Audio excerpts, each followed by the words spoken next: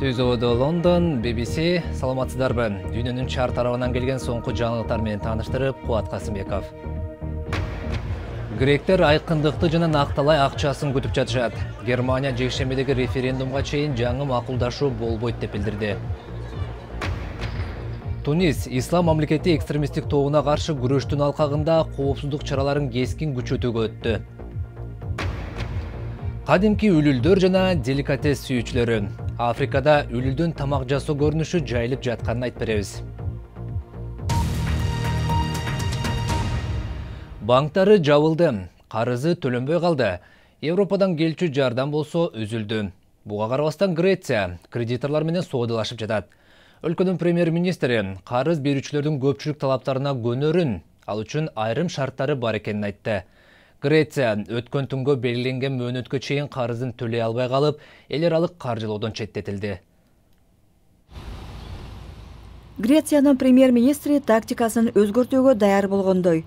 Грек өкмөтү өткөн аптадагы кредиторлордун талаптарына макул болгонун кат аркылуу жарыялады. Эл аралык валюта фондуна жана башка кредиторлорго жөнөткөн кат аркылуу Афина сунушталган салык жана пенсия реформаларына жалпысынан даяр экенин, бирок реформалардын мөөнөтүн өзгөртүү керек экенин белгилеген. Ал тапта кредиторлор эски сунушка макул болобу деген суроо туулат. Европа комиссиясынын жетекчиси бул тууралуу жаңы маалымат менен бөлүшкөн жок. Грециянын өкмөтү менен тыгыз байланыштабыз. Чоң рахмат. Убакыттар болгондуктан Европа биримдигинин жетекчилери бүгүн Грециянын сунушун талкууга алышууда. Грек өкмөтү карыз маселесин референдумга койгон. Бирок Германия референдумдун жыйынтыгы билингенге чейин сунушту кабыл алгысы келбейт. Ал ортодо Греция 3 аптанын ичинде Европалык борбордук банкына 3,5 миллиард еврону кайтарып бериши керек. Германиянын канцлери биз референдумдун жыйынтыгын күтөбүз. Ага чейин Грециянын карыз кризисин жайгарууга жаңы долбоор сунушталбайт деп белгиледи. Ал ортодо пенсионерлер эки тарапты тең айыпташууда. Бул турган 120 еврону эмнеге жеткирем? Азык-түлүк аламбы же коммуналдык кызматтарга төлөймүнбү деп айтты. Соңку сурамжылоолорго ылайык гректер референдумда кредиторлордун сунушун кабыл алышат. Бүгүнкү окуялардан кийин дүйнөлүк баалуу кагаздар базары турукташты жана еврого окуялар эч таасир эткен жок. Ал ортодо Тунисте коопсуздук чаралары буга чейин болуп көрбөгөн деңгээлде күчөтүлүп жатат. Кастыкты козутту деген шек менен көптөгөн мечиттер жабылды. Тунистин өтө бекем демократиялык тажрыйбасы бар. Бирок башаламандык өкүм сүргөн Ливияга жакын жайгашкандыктан өлкөдө исламчыл экстремисттердин коркунучу аз эмес. Тунистин тургундары чет өлкөлүк туристтерге билдирүү жасашты. Бири Туниске кош келиңиз деп айтса, башкасы окуяларды түшүнүү менен кабыл алалы деп айтат. Биздин тегибиз башка, бирок чогуу тынч жашай алабыз. Име Мамаму 30 жашта. Ал ооруканада иштейт жана террордук чабуулдан кийин жаракат алгандарга жардам берген. Учурда имем шаардагы чет өлкөлүк туристтерден кечирим сурайт.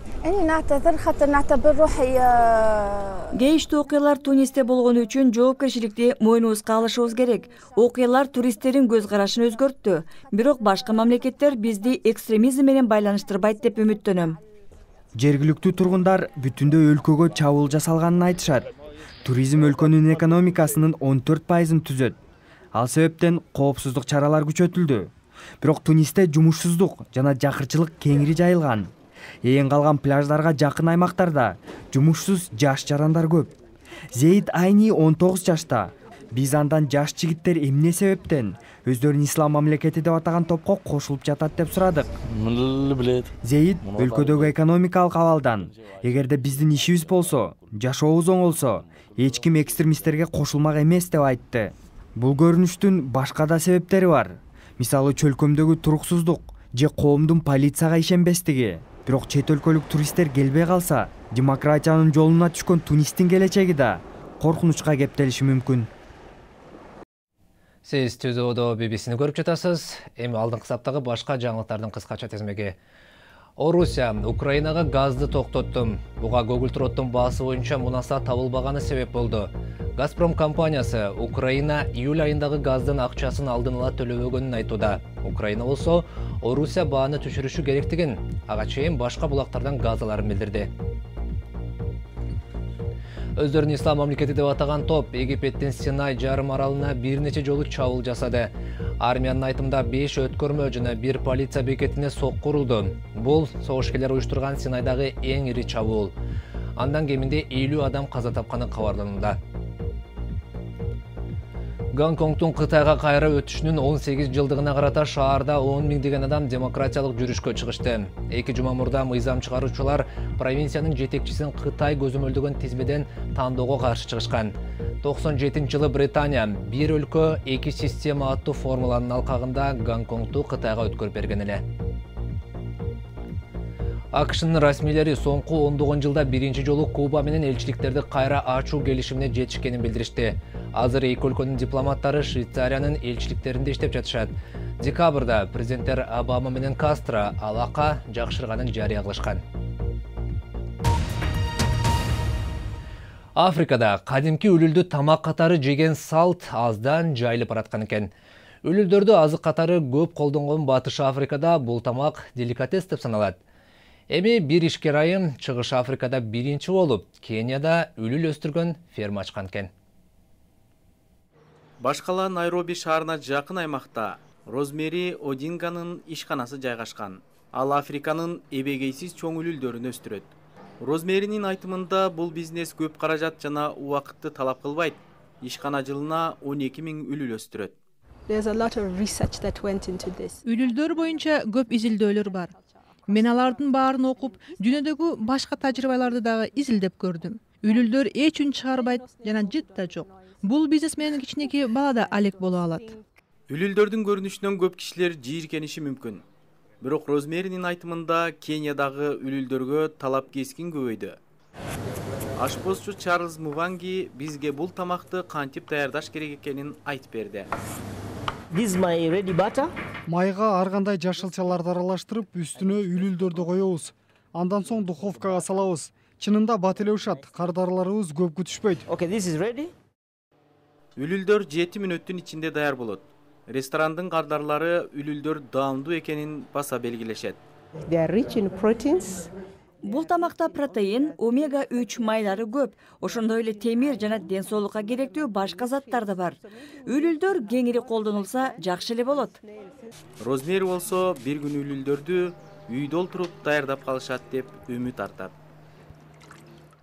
Эми спорт. Футбол боюнча аялдардын дүйнөлүк чемпионатында АКШ менен Германия көп жолу чемпиондон атыгышкан, бирок бул жолу Американын гана мүмкүнчүлүгү калды. Германия жарым финалда АКШга 2-0 менен утулуп калды. Эми Америка финалда ким менен беттешери Англия менен азыркы чемпион Жапониянын бүгүнкү оюнунан кийин белгилүү болот.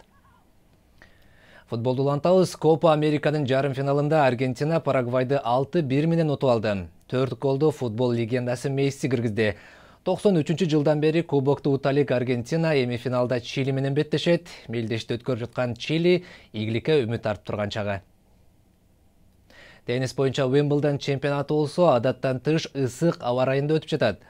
Борбордук кортто чемпиондугун коргоп жаткан Новак Джокович финляндиялык Ярко Ниемненди утуп 3-аймпага өттү.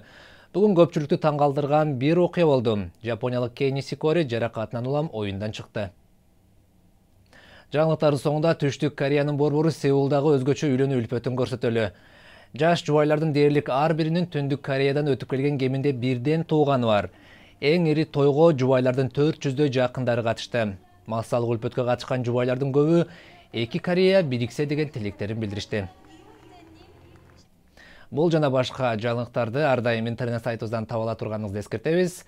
Азыр BBC Kırgız.com дарегин терсеңиз, башкы беттен аялдарды диний радикализмге эмне түртөт деген макаланы окуй аласыз. Дүйнөдөгү соңку окуялар кандай өңүттөнүгөрүн BBC эртең айтып берет. Студияда Кубат Касымбеков болду. Аман туруңуздар.